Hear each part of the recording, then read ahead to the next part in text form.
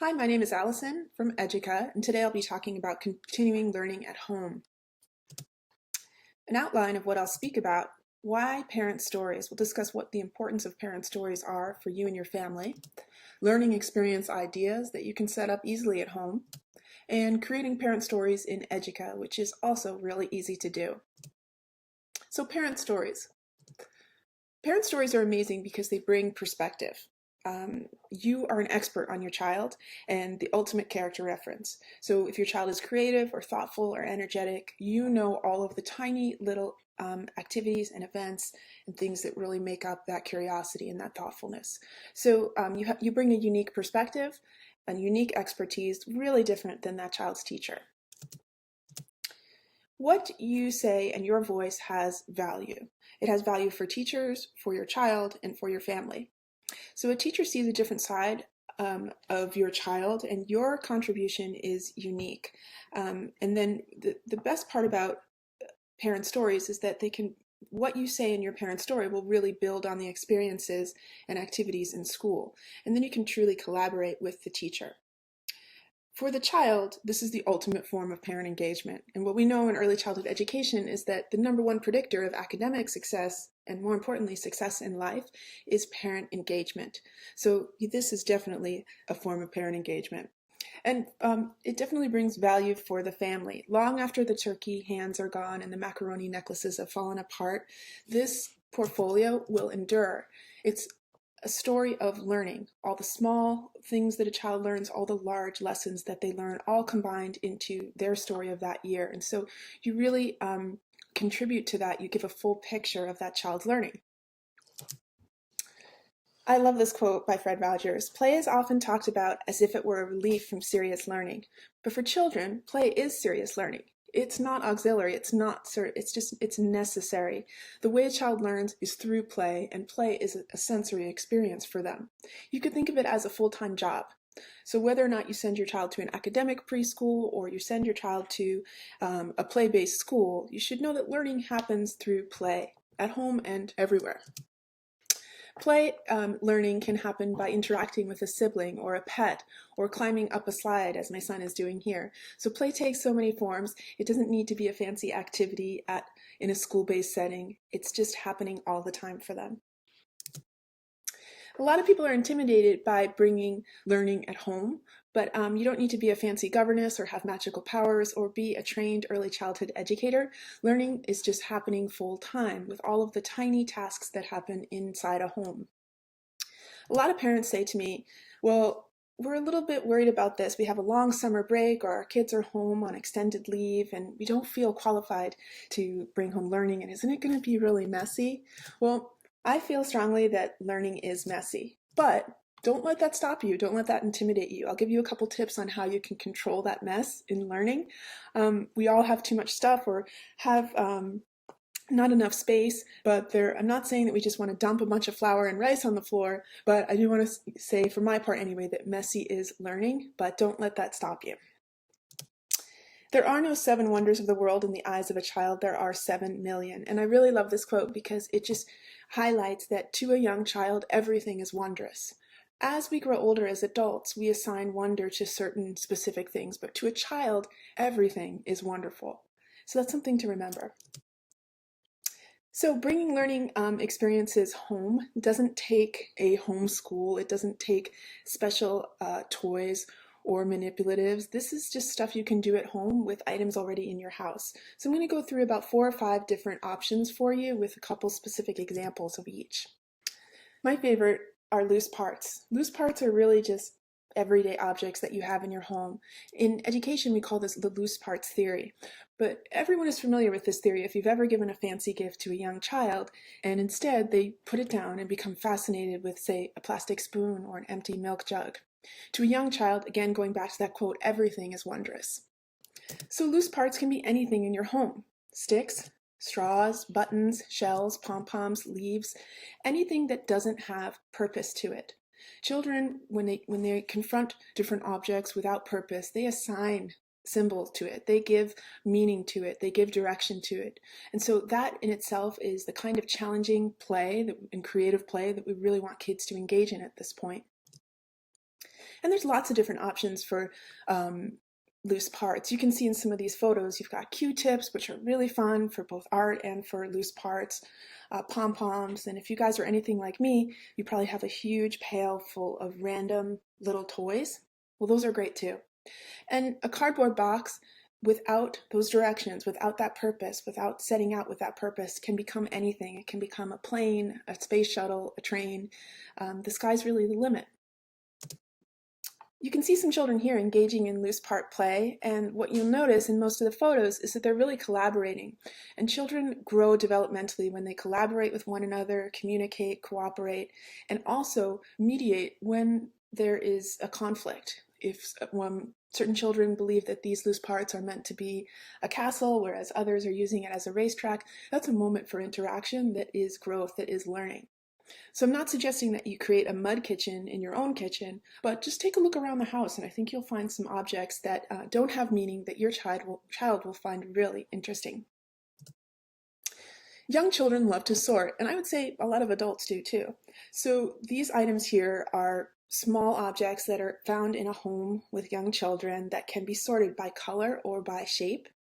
If you use kitchen tongs, that's really great for a child's grip and developing fine motor skills they'll need later in life. And I don't think I've made muffins in years. Instead, we just use muffin tins to sort small items.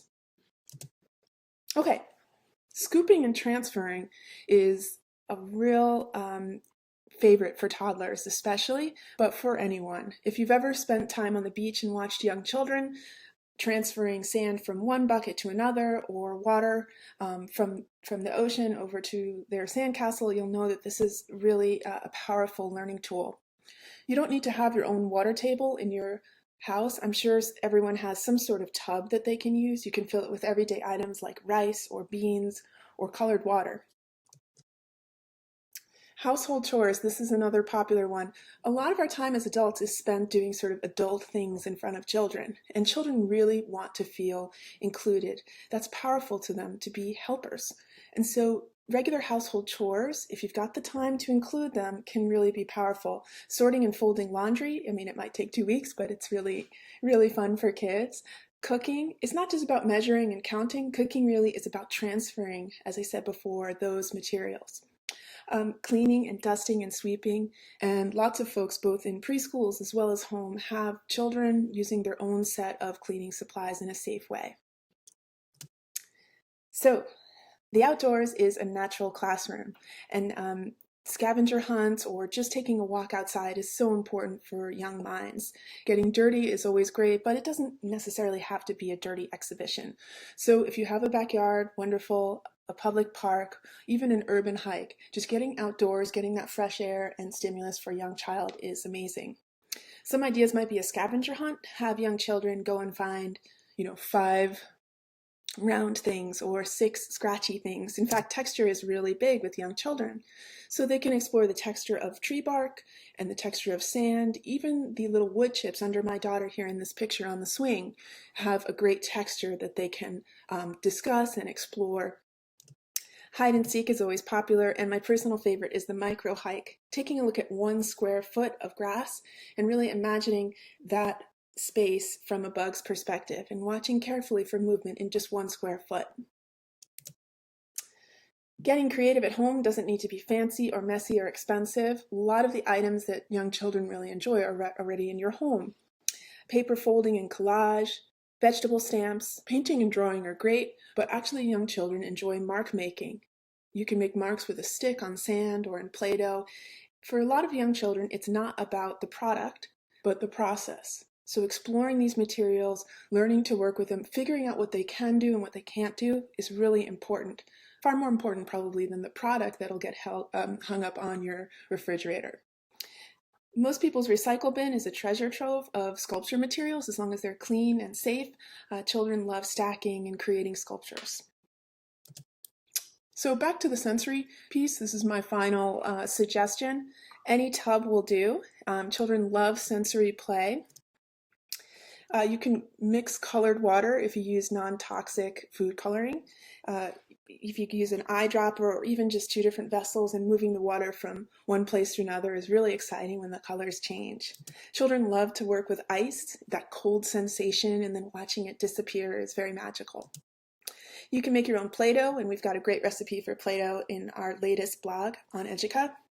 It's probably easily made from stuff inside your pantry, way less expensive than buying name brand Play-Doh. Rice and beans also found in your pantry. Dry rice and beans are great for filling a tub. You can hide little plastic toys in there or have them transfer. Same with flour. A pile of flour on a mat or a tarp is a great way to dig for like archaeological toys, or also work with small construction vehicles and have it be a construction site. And of course, water play is always popular with young children. Oh, and slime. I should mention slime, although that's for really brave parents. Oobleck, my son wanted me to mention oobleck, which is a cornstarch recipe, is easy to find online, and it cleans up pretty easily. Again, if you want to invest in that tarp or a sheet, then cleanup becomes a lot easier. Have them work on the sheet, on the tarp, and then just fold it up and throw all that stuff off away. Okay, so parent stories. Very easy to write, not something intimidating. They tell us about life outside of school with your child. And when I say life, I really mean insights and observations that are not necessarily these big life events. So I can't tell you at Educa how many times we get trips to the zoo or a family vacation, which is wonderful. But it's these tiny little moments that make up a child's life that you may one day forget and that are actually really important to who they are as a character, as a human being. So I encourage you to try to just write a story about what happened that day or what you happen to notice, something you might want to remember in the future. You can incorporate your own culture and family traditions, something that might not come up normally at school, but that would be great to inform further activities at school and collaborate with your teacher. So what's the anatomy of a parent story? It's pretty easy. It's just two parts, either a photo or a video, and then the story written to the child. When you choose a photo, you just want to choose something that shows a little bit of that action you're describing, and just write. So you describe an observation or a moment in your child's life. I wouldn't stress about the length of the story. I'd keep it real short. Don't worry about the depth. Don't worry about the grammar. I say just publish. The way to find your parent story will be to log on to Educa and go to your child. Underneath you'll see the tab Parent Story, and you can click on that. You come up with a title that is descriptive of the story, and then just write. If it's only a couple sentences, that's fine. Just be in the now and describe that moment, because as we all know, as parents, those moments go by really fast. You don't need to use any of the bells and whistles that are available to you on Educa, like the framing, the resizing, and the cool fonts. That's not quite as important as the actual story. When you are done, hit publish or hit draft, and I say that's it. Just go for it. So I love this quote to end today. Children see magic because they look for it. You will see it too if you look through their eyes. Again, this doesn't need to be a fancy or elaborate home learning situation. Just capture the learning while it's there, and it's always there. Thanks a lot.